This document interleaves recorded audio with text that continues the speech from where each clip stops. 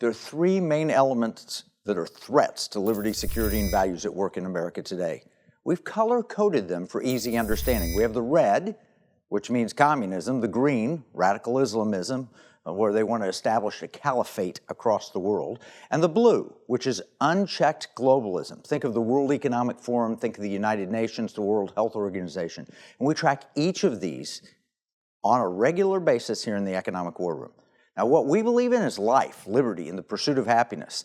We believe in basing our lives on Judeo-Christian worldview, the Bible, Old and New Testament. We know there are forces arrayed against us. And yet there have been some positives, like MAGA, Make America Great Again, which is a nationalist movement. They call it nationalist because we believe in nations and America first. We think America is a great country. We have a special guest today. He's Alex Newman. Alex is an award-winning international journalist. He's an educator, an author, and a consultant, in addition to serving as president of a small media and information consulting firm, Liberty Sentinel Media, Inc. He's written for a wide array of publications in the United States and abroad. He currently serves as a contributor to great publications like WorldNet Daily, Epoch Times, Freedom Project.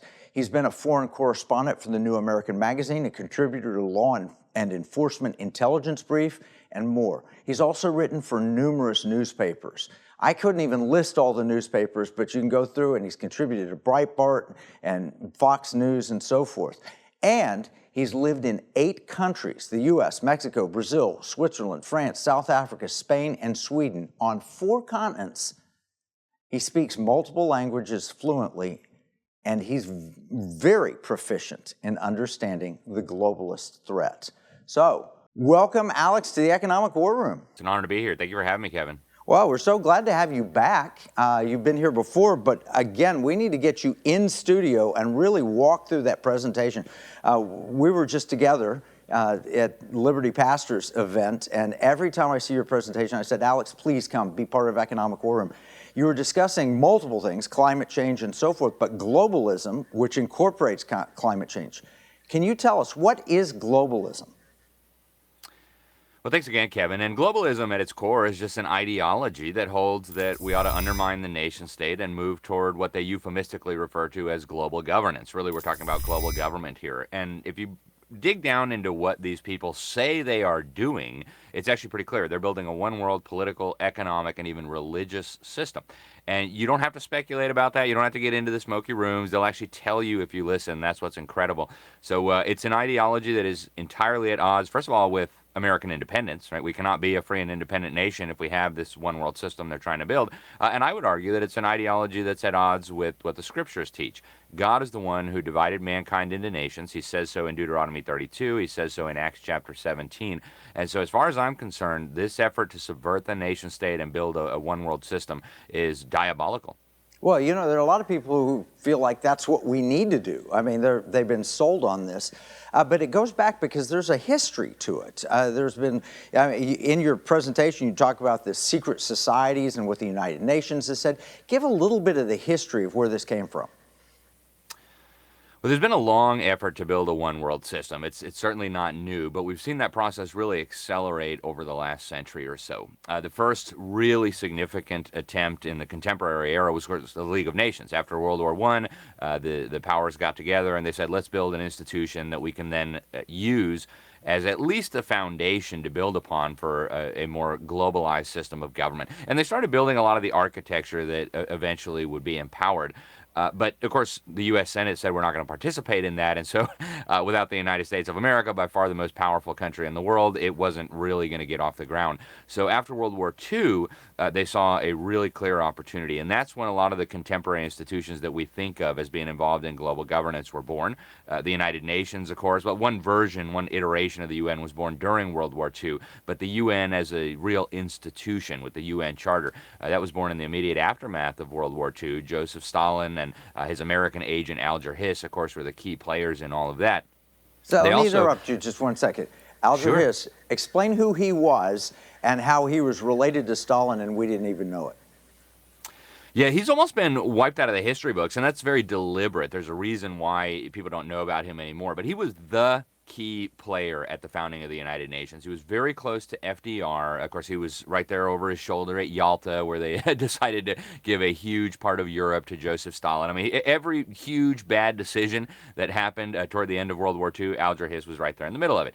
He had served as a very senior State Department bureaucrat. Again, he was very close to FDR. And when they decided to set up the UN as a proper global institution in San Francisco, he was, again, the key point man. They made him the chairman of the conference that wrote the UN Charter. Then they made him the first Secretary General of the United Nations. So he wore the two most important hats throughout the creation of this institution. And then we prosecuted him. We found out he was a spy for Joseph Stalin, so he was prosecuted in federal court. He was convicted of lying about that. The statute of limitations had already expired on some of the other charges. So he ended up in federal prison because he was working for one of the worst mass murderers in the history of this planet. And he was a communist, literally. That's right. He worked for Stalin. Okay, so who are the other players? But I mean, in the United States, we have big names like Rockefeller and others. Name some of the other people involved. Yeah, Rockefeller has always been, at least going back to the 1920s, the Rockefeller dynasty has been instrumental in all this. I would argue it goes back even further with John D. Rockefeller. But the Rockefellers actually donated the land where they put the UN building, and so they were a major player in all of this. And the Rockefeller Foundation, actually foundations, plural, had already started preparing the groundwork for that. So that was very important. Now, a lot of people from around the world came together in San Francisco, and one of the things that Al-Jarhis did was he took them down to the Bohemian Grove. Now, this is an institution that still operates to this day. It's in the Redwood Forest of Northern California. They do a lot of kind of bizarre rituals and things like this, and it's very well known among the elites. If you go to Washington, D.C., and you talk to the folks in Congress, you talk to the folks, at least in the previous White Houses, they'd be like, oh, yeah, we know that. Now, to be clear, not all of the people who go there are really into the stuff that happens there. Richard Nixon is a good example. He said in his autobiography the most important speech of his political career was that one. Then in the tapes later, he said it was something that I can't mention, one of the blankety-blank things that he's ever seen. So very, very dangerous institution. But these are some of the key people. John Foster Dulles, obviously co-founder of the Council on Foreign Relations, was a big player. And those are some of the key ones, Kevin. Yeah, I think of Bohemian Grove as like Burning Man Festival for people planning world domination. Exactly. Yeah, so we're going to talk about this, but what's their main intention? You got 5 seconds. What's the goal here? Undermine national sovereignty and build a one-world totalitarian system. Yeah, there's no question that's what they're doing. Alex Newman, we're talking with, he's a brilliant journalist. He's studied this in detail. We're going to have to take a break. When we come back, though, I want to talk about some of what one world government would look like and how it's a threat to your finances. We'll be right back. In uncertain times, finding stability in the economy can feel challenging. But what if you could navigate economic volatility while honoring your biblical values? At Timothy Plan, they believe this balance is possible. Timothy Plan filters its volatility-weighted ETFs and family of mutual funds through a biblical pro-life and pro-family lens, so you can see competitive returns and moral responsibility, helping you to weather the economic storms. With Timothy Plan, align your investments with your values while adapting to our ever-changing culture. Since 1994, Timothy Plan has been recognized leader in biblically responsible investing. Timothy Plan, your bridge between faith, finances, and the future. Visit timothyplan.com or call 1-800-TIM-PLAN or 1-800-846-7526. Investing includes risk, including possible loss of principal. Before investing, carefully consider a fund's investment objectives, risks, charges, and expenses contained in the prospectus available at timothyplan.com. Gold holds its value far better than the US dollar. Let's see what happens when I go in this sweet shop and pay with gold. Can I pay with gold? I mean, I'll take a wait, find out how much it costs. Do you know what? Basically, do you know why I'm even using gold? I do not. It holds its value over time, Yeah. but it's a bit difficult to spend, isn't it? Do you take this? Yes. That's MasterCard. Yeah, but this is I'm actually going to pay with gold, believe it or not, using this. Using this. That's my MasterCard, and it's linked to my gold wallet. So let's just watch that. Authorizing. Yeah, add a tip. Thank you. So this is your store? Yes, sir. And how much gold did I pay? 0.0 0.2243 grams. Yeah, success. Bought with gold, paid with glint.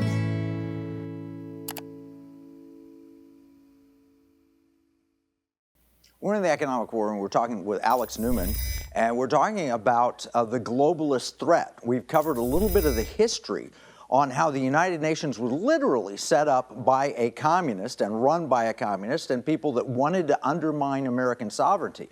Now, you may not know why it's such a threat, but it is an enormous threat, not just to your pocketbook, but also to your liberty and your ability to raise a family. You know, life, liberty, pursuit of happiness, those are the things we look for in America. All three are at threat from a one world government. Alex, what would that look like if these globalists had their way? What would America look like? Well, Kevin, they've actually told us kind of the model that they're working on. And we talked about the Rockefellers. I mean, a whole bunch of these guys have publicly come out and given us really strong hints about what this would look like. And communist China seems to be actually the model, the pilot program for what they want society to look like. And again, they say this frequently, and they have been saying it for decades. We mentioned the Rockefellers. Back in 1973, David Rockefeller had just returned from a trip to China. This was, of course, before you and I could have gone there, right? And he writes in the pages of the New York Times, in the opinion pages, that he calls it the social experiment in China under Chairman Mao's leadership. He says it's one of the most successful and most important in human history. And then you fast forward all the way to recent times. You have George Soros saying communist China should own the New World Order in the same way that the United States owned the previous order. You look at Klaus Schwab from the World Economic Forum, constantly praising the Chinese system. In fact, bragging that he helped build it over 40 years through the World Economic Forum. So I think if you want to envision what this global system would look like if these people are not stopped, I think you should imagine communist China on a global scale with no checks and balances and with nowhere left to run. So all the worst impulses that we see from the CCP, imagine that with no checks, no barriers left to the sadism and the wickedness. It's not a pretty picture. No, it's not a pretty picture. And like you said, they just openly admitted. They came out and said, by the year 2030, you'll own nothing and be happy. And yet in America, life, liberty, property became life, liberty, pursuit of happiness. It's intimately tied to our ability to build, grow, and do is tied to our happiness. And they said, no, you're not going to do that anymore. You'll own nothing. That absolutely sounds like communism.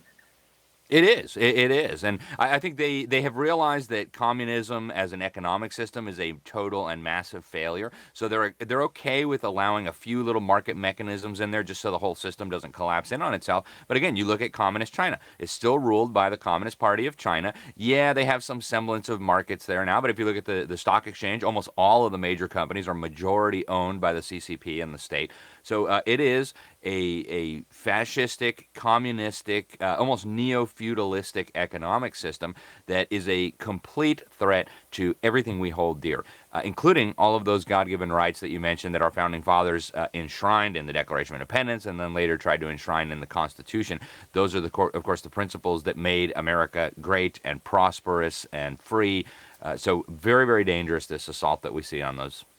You know, and you mentioned that the Communist Party essentially controls everything, but we know that BlackRock and Larry Fink have been working with the Communist Party and literally bringing that system here, bringing Chinese companies onto our market and getting us invested in them and so forth. How do the blue and the red work together?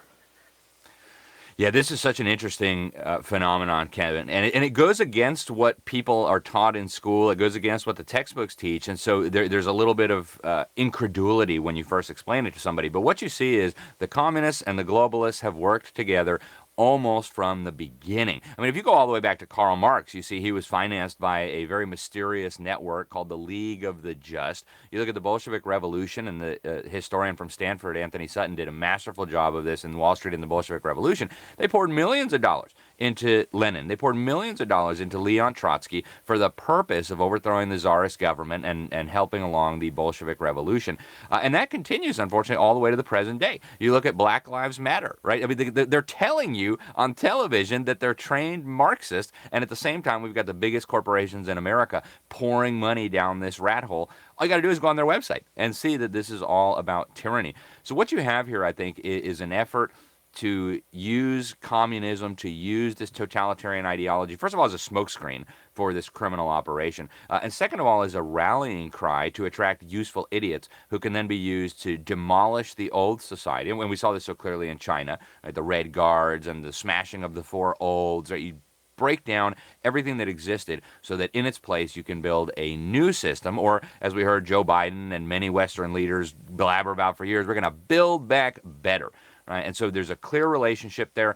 There's a book behind me, Tragedy and Hope, written by a professor at Georgetown University, actually a mentor to Bill Clinton, who outlines all of this. He describes the system they want as feudalistic, and he says that he calls it this network, this international Anglophile network, operates to some extent, he says, in the way that Americans think the communists act. And he says, actually, they work together all the time. So we're dealing here with a major threat that's multifaceted and that sometimes runs counter to our preconceived ideas. But I don't think you can understand the nature of the communist threat without understanding the fact that they have been receiving aid and support from the blue threat, the globalist threat, almost from the beginning. You know, it takes us to an Animal Farm-like moment with communism where the pigs take over. And, you know, my book, According to Plan, identified the globalists as the pigs that are planning to take over. And then they throw us into 1984 with the dystopian control of our media and so forth. All right, what role does immigration play in this? Why is that so important? Well, immigration is a key part of this, and it's starting to become more obvious if you go to Western Europe what's really happening here, right? Originally, they told us it was for humanitarian reasons. Of course, that turned out to be a total lie. You could support 50 times more refugees right next to Syria than you could by bringing them to Germany or Sweden. So there was no humanitarianism involved here. Then they said it was for labor. Oh, you guys didn't have enough babies because we brainwashed you in school. Now we got to import some more so that you can have workers to pay your Social Security. Total lie. The real reason they're doing this is to undermine the nation state and really to undermine the Christian culture of the Western world. Very, very deliberate what's happening here. And again, some of them have gone on record talking about this. If you look at the UN migration czar who passed away a few years ago, Peter Sutherland, used to be a bigwig at Goldman Sachs, he said in an interview with the UN News Service that what they were doing here was forcing people to break down shibboleths, the old historic images of their own country, and recognize that we're all one. So that's what's happening here. That's why they are weaponizing these mass migratory flows. They want to undermine the nation state, and they want to undermine the Christian culture that made the West so great. Literally, they're planning a world without borders, but they're in charge of everywhere. And I think that's a globalist movement. But this brings in the green of the red, green, blue axis because they're essentially importing people with Islamic pasts and potentially Islamic jihadis. 5 seconds. What's your comment on that? It's a major part of this, and we saw it in Sweden, right? We got to take the crosses off the church so we don't offend the Muslims. It's crazy. All right, we got to take another break. When we come back, we're going to wrap this up, but we're going to leave you with hope. There is a hope and a future for America. I'm Kevin Sorbo. When you spend money, you consider who you're buying from and the causes they support. If you don't, then you're likely supporting companies that are trying to destroy our country and take away our freedoms. Patriot Mobile is America's only Christian conservative wireless provider. They're a cell phone company and a good one. They offer nationwide coverage on the best 4G and 5G networks along with 100% US-based customer support. But here's the deal. Patriot Mobile's mission has nothing to do with cell phones. They carry out their mission by giving back millions of dollars every year to Christian conservative causes that are actively engaged in the fight to save America. Voting is no longer enough to beat the woke. We have to band together, support like-minded companies, and vote with our dollars. That's how we win. Stop supporting companies that want to destroy America and join Patriot Mobile today by visiting patriotmobile.com or call 972-PATRIOT.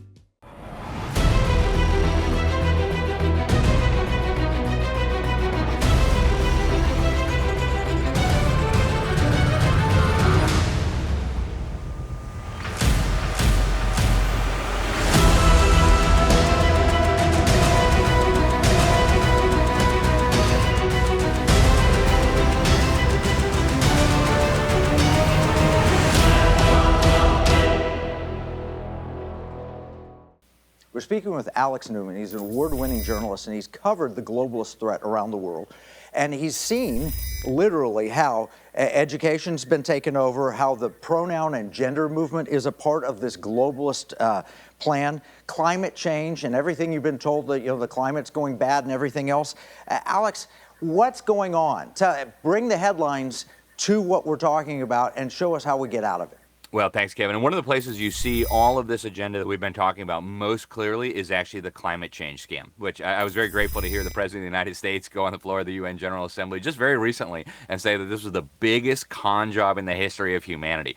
If it's not the biggest con job, it's certainly right up there. But to just kind of give a brief overview of this, I've been studying for almost 20 years. I've been going to the UN climate conferences almost every year since I got out of journalism school. The hypothesis that they have rallied around is this idea that carbon dioxide, human emissions of CO2, which is literally the gas we exhale, everything we do produces CO2, that is somehow toxic pollution, and that if we submit to UN regulation on this pollution and taxation on this pollution, somehow the climate's going to be nicer, the weather's going to be better in 100 years, and the seas are going to be at the perfect level. From a scientific perspective, it is completely and totally asinine. It's totally discredited. They couldn't be more wrong. Their own predictions have failed time after time. But what you see is it's the perfect pretext, first of all, for globalism, because it's a global problem. The CO2 doesn't respect national borders. Second of all, it's the perfect pretext for totalitarianism, because if you submit to the idea that CO2 is pollution, everything you do now becomes a producer of pollution, and therefore everything you do needs to be under government control. Everything from your driving to your electricity usage to your transportation to your food choices, everything then comes under the micromanagement of the total state. And there's one more component to this that we haven't even touched on yet, Kevin, and that is the effort to bring all the religions of the world together under the guise of saving what they call Mother Earth. And so I've had a front row seat to this. They have, the World Economic Forum brings together all the big businesses. The UN brings together all the governments. They've got multiple institutions working to bring together all the religions. Probably the premier one is called Religions for Peace. The lady who was running it until very recently said you need to think of it like the UN of religions. All religions are part of this. And so they've got the three-legged stool approach. Governments, businesses, the private sector, and religion all marching in unison on this agenda to save Mother Earth from what? Evil human beings and human activity. Well, and they've got to break down the family, too. The purpose of the religion is so you can destroy the traditional mother and father in the home and raising kids at a family level and so forth. And they're doing that also through the gender agenda, right? Absolutely. And you see the UN promoting this very vigorously. You see institutions like the World Economic Forum and their member companies openly promoting this stuff, especially in the West as they seek to break down the family. And what you see through each of these agendas is the deliberate empowerment of illegitimate institutions, like the United Nations. Well, we've got to fight the climate change. It's a global problem. Empower the UN. Like Communist China. Well, Communist China hasn't had as much time to develop. They haven't released as many CO2 emissions. So we're going to shut down production in the United States. We're going to shut down your power plants so that you can't afford to manufacture anything there. We're going to ship it all to China, and somehow those CO2 emissions are going to be less dangerous for the climate than American CO2 emissions. So they're empowering the UN, they're empowering the Communist Chinese economy and government, and at the same time, they're smashing the institutions that are critical to the survival of liberty. Obviously, first, and I would say most importantly, is, of course, the family. Second of all, the church. And third of all, the civil government, the nation state, at least in the nations once known as Christendom, the free world, what we call today, sometimes loosely, the West. And much of this is portrayed through a complicit media, or actually, I'd say the media has been totally co-opted. You showed Walter Cronkite. Explain that. So the media has been a big part of this, going all the way back to the beginning. If you look at the key institutions, even in the United States, that are pushing this, things like the Council on Foreign Relations, what you'll see is all the big media outlets, both corporates and the journalists and the executives themselves, are members of institutions like this that are very, very clearly working to break down national sovereignty and bring about this global system. So one of the things I like to do at the end of some of my presentations is ask people, why haven't you heard about these things? Because it's not secret. You can read it in the books. You can hear it in their speeches. You can listen to what they're saying. The reason we haven't heard about it is because the media is complicit. And Walter Cronkite is just a perfect example of that. He was known as America's newsman for decades. Everybody looked to Walter Cronkite for the evening news. And I've got him on video receiving his, I think it's called the Globalist of the Year Award, the World Federalist Association Award at the World Federalist Association. And he says, hey, some of these people, these Christian nuts, they think that we should only have a global government when Jesus comes. And that any effort to build it before then is of the devil. And he says, well, join me. I'm proud to sit at the right hand of Satan. And, I think he probably looked at it as a big joke, or maybe not, but I think it's very indicative of what we're dealing with here. When I said it was a diabolical plot, I mean that in the most literal sense possible. Yeah, no, and you've got some great quotes. Marx and Satan from Wurmbrand. We've got that book, and Rules for Radicals, and how that book was dedicated to Lucifer. All right, so how do we fight back? Can you mention, we've talked about the Remnant Alliance, which is where you and I connect quite a bit. Liberty Pastors, Citizen Defending Freedom, Patriot Academy, Salt and Light Ministries. What do we do to fight back? Those are all excellent institutions. I cannot recommend them highly enough. And I would encourage people, get involved in something. Step one, I always say, is becoming well-informed. If you're not well-informed, you're totally useless in this battle. You might as well not even come to the lines, because there's no purpose in coming if you don't understand what's going on, if you don't have useful intelligence. So get yourself educated. Read some of the incredible books that you've put out, Kevin. Read the material that's coming out through magazines like the New American Magazine, newspapers like the Epoch Times. I do a free newsletter. There's a lot of good information out there. I also say read your Bible. If you don't understand the fundamental nature of reality that the scriptures reveal, you're not going to understand what's happening on this planet right now. And then the next most important thing, and this sounds kind of simple and not that big, but it's more huge than you could imagine: protect your children. The UN and the governments of the world are indoctrinating children not just to submit to this, but to beg for it, to love it, to promote it. So we have got to make sure our children get a real education that's anchored in the eternal, that's anchored in the scriptures, that teaches them how to think. Absolutely essential. So once you've done those things, you've taken care of your own household, then you get involved at the city level, at the county level, at the state level, at the federal level, and you educate others. You try to enact public policy that will push back on the tyranny and promote liberty. And of course, Jesus gave us the Great Commission. Right? The evildoers, they've got their Great Reset and all their Build Back Better little programs. We've got the Great Commission. We were instructed by our Lord to go out and make disciples of all nations, to baptize them in the name of the Father and of the Son and of the Holy Spirit, and to teach them to obey. It's our most effective weapon here. We've got the sword of the Spirit and the Great Commission. We can go out and do those things, and we can save our civilization. All right, we can follow you at alexnewman.com. Is that correct? LibertySentinel.org, thenewamerican.com, and classicalconversations.com. Okay, we're going to summarize all this in our free economic battle plan. You can get a copy at economicwarroom.com. Remember, what we see as a marketplace, our enemies view as a battle space. It's Kevin Freeman from the Economic War Room.